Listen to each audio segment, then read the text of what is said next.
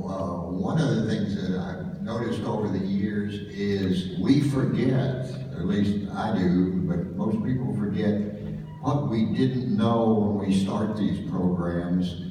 We tend to think at the end of the program, all the stuff we learned, we already knew before we went. And so when somebody makes comments about Skylab, I think that's what they're thinking. They think, well, we knew all that stuff like we know so much now, and you look back and you don't know then. I can remember the biggest worry I had as the commander was first crew went up for 28 days, they came back healthy. We were going to go up for 56, and my biggest concern was that at the end of 56 days, we wouldn't be strong enough to go EVA and recover the film. Now that seems strange now, because look at what we do. But I think it was a valid concern then, certainly was on my mind a lot. We certainly worked as hard as we could on the bicycle ergometer and all that other business, although, by the way, it wasn't as good as they do now, but we didn't know that to begin with. So, in my opinion, Skylab filled a big void in our knowledge about, hey, what's going to happen if you stay up here a long time? What's life going to be like? Are you really going to get debilitated when you come back home? How are you going to be? And it answered those questions. And so when the space station came along, we thought we knew that forever, but we really didn't, because we were up there trying to figure these things out. The exercise program, for example, we thought it through very carefully, and they worked on it on the first Skylab crew mission. Worked good. They came home. We went up there. We did the same things. We come home. We are not as stable walking as they are.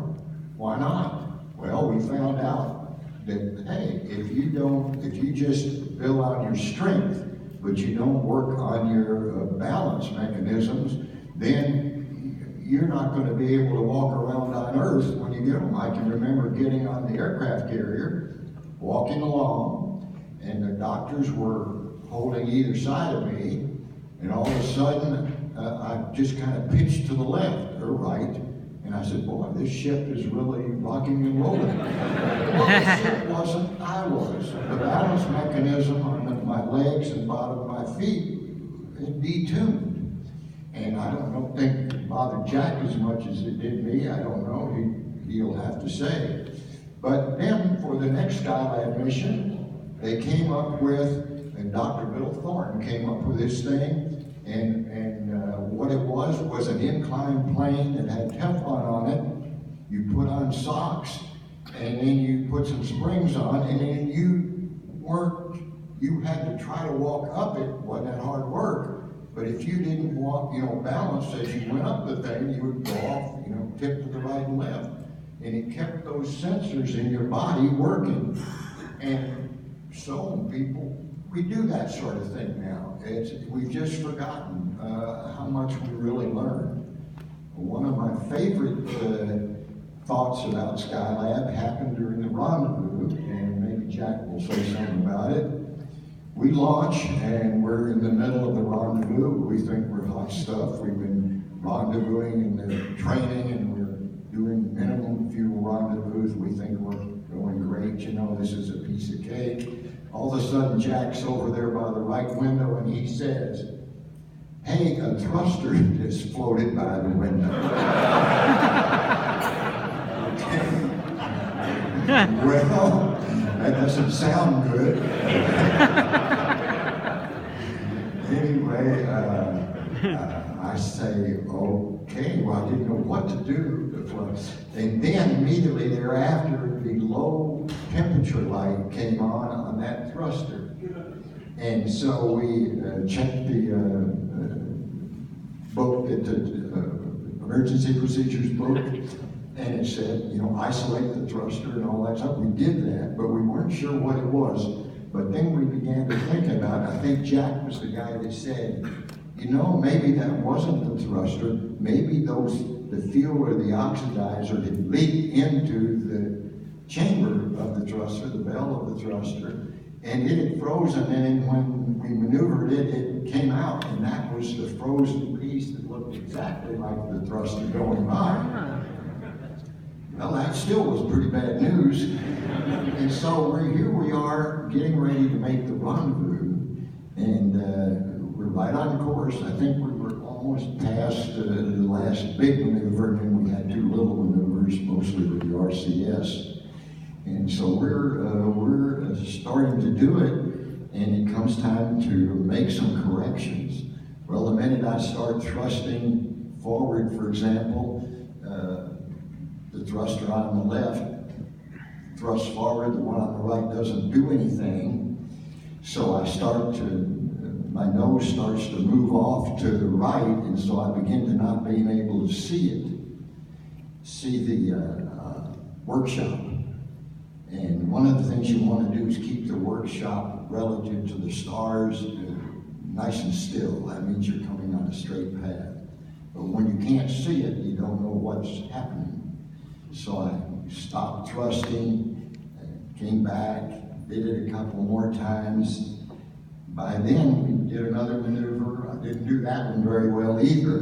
Couldn't do it. We were starting to get close where we could see the workshop. And Owen Garriott, the third member of the crew, was in the middle seat. And Owen's one of these guys that can do a lot of stuff in his head and be very accurate.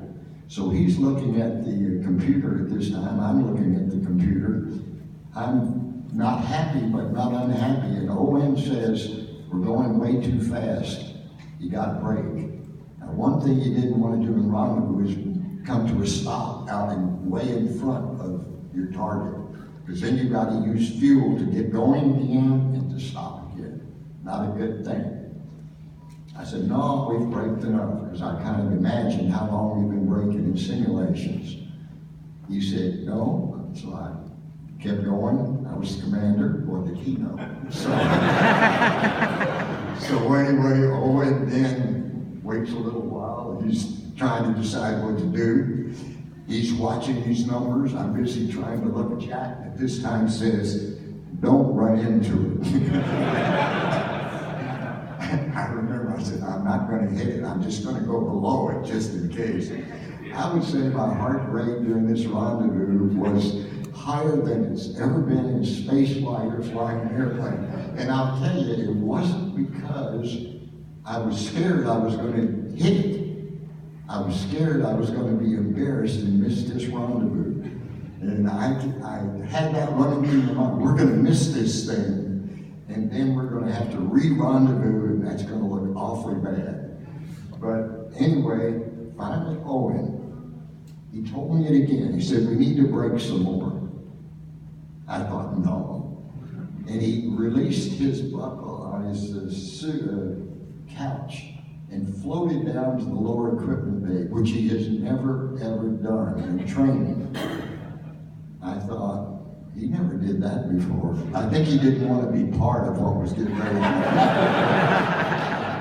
happen. Anyway, I got a better attitude about this and started braking as much as I could. I would brake, but when I brake, I'd go off inside. I couldn't see it. That was also putting up velocity to the sides. And this wasn't a good situation. And I kept doing it. And finally, thanks to Owen, I credit him for saving this whole thing.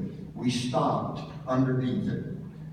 But my heart was beating so fast about this whole thing that I remember that is, I didn't do a very good fly around. In fact, I got too close to Pete and the first crew and Parasol. And then when I was trying to fly around, which in the simulator, boy, no problem, just no problem. Got too close, and then you got to fire the thrusters that, scared me. I thought this thing could break. It could have broken. No, but I was so scared, and a lot of other things right then, that I was not very good.